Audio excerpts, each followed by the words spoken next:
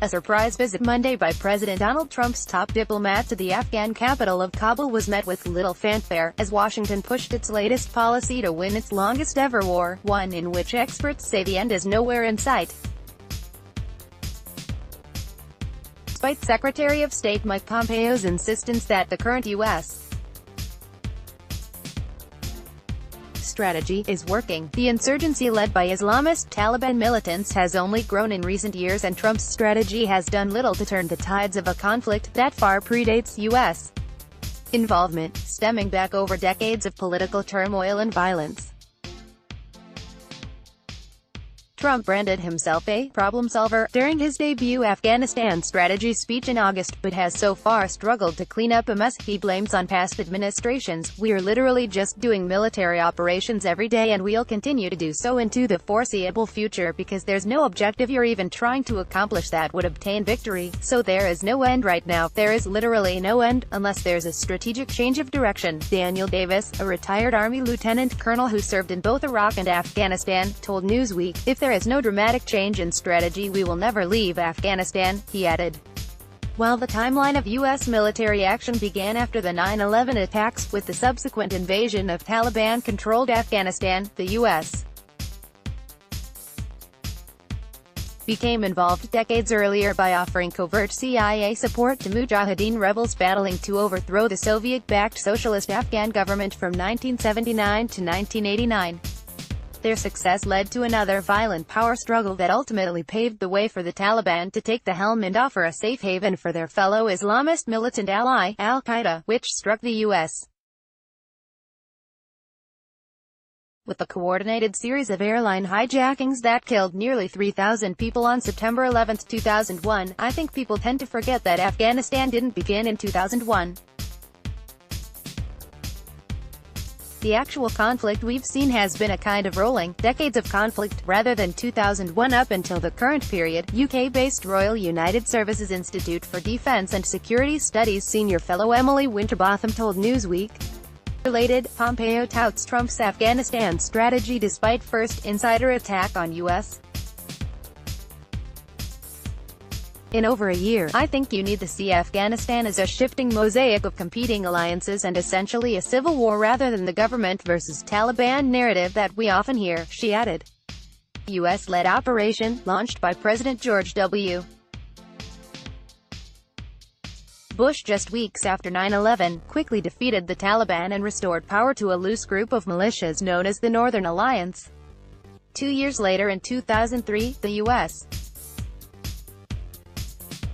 launched a second invasion, this time overthrowing Iraqi President Saddam Hussein based on the Bush administration's accusations that the Ba'athist leader was producing weapons of mass destruction, charges that later turned out to be false. Afghanistan was too easy, and it didn't really assuage American outrage at the 9/11 attack. It was hard to believe that the horror of the 9/11 attack could be thoroughly assuaged as a result of this brief campaign. Almost no casualties and such a magically positive outcome, and so there's a sort of pent-up rage, if you will, that needed a target, and the administration redirected that rage to Iraq. James Dobbins, who served as U.S. envoy to the European Union and special representative to Afghanistan and Pakistan, told Newsweek. Dobbins said it was at this point that Afghanistan sort of took second place, as the U.S. toppled Hussein, stirring up a powerful Sunni Muslim insurgency led by al-Qaeda. While the U.S. continued to defeat the Taliban on the ground, commitments to reconstruct the country were not being met. Dobbins compared the $800 a year offered by the U.S. and other world powers to an average Bosnian following the 3-year war there to the mere $50 per capita provided to Afghans.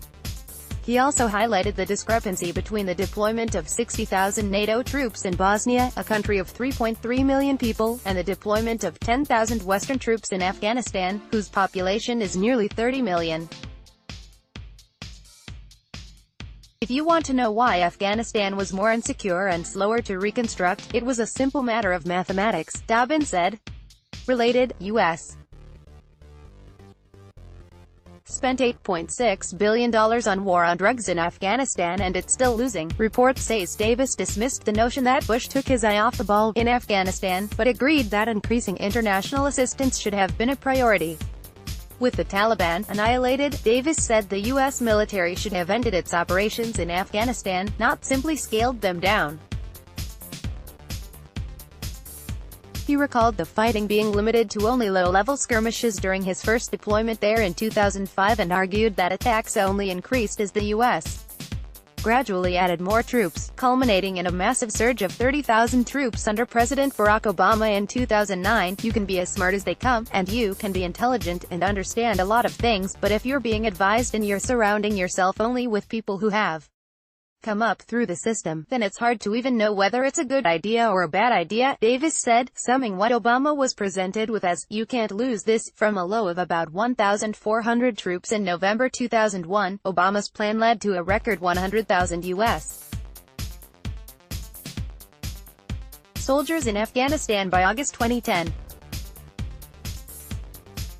Dobbins said that Obama tried to replicate what Bush had done in Iraq, which was reinforce and surge resources both civilian and military into Iraq, but the Americans, at that point, had been in Afghanistan going on a decade and there was an exhaustion, a disenchantment, and the president himself wasn't really convinced that this was worth a long-term investment. It turned out a Democratic war looked a lot like a Republican war. Casualties mounted on all sides and comparisons to Vietnam began to multiply. The Obama administration scored a major public victory when U.S. Navy SEALs managed to locate and kill al-Qaeda chief Osama bin Laden in Pakistan in May 2011, but shortly after U.S. troops began to leave Afghanistan en masse later that year, the Taliban regrouped. The troop dry-down approach wasn't necessarily wrong because no one wanted to have this never-ending conflict, and obviously with the U.S.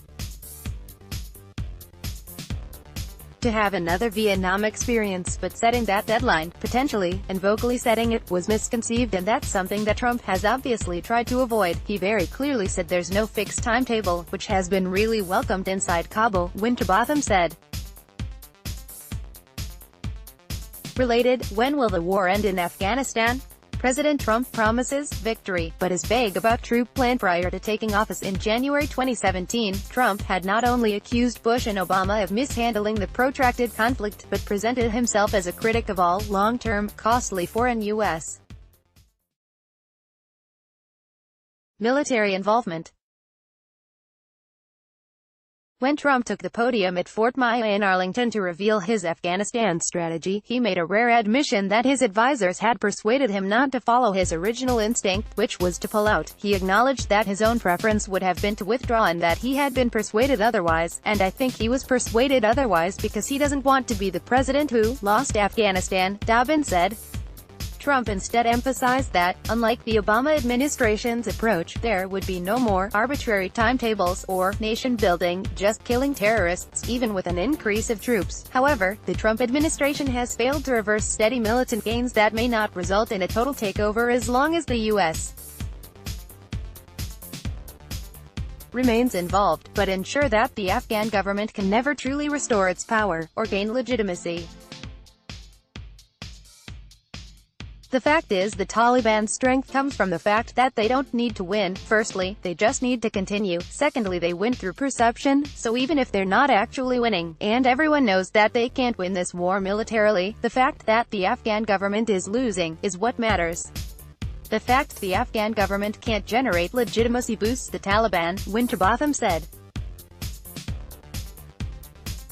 Neither Winterbottom, Davis nor Dobbins expected peace to prevail in the war-torn country anytime soon, but all three experts advocated for eventual negotiations between the Afghan government and the Taliban.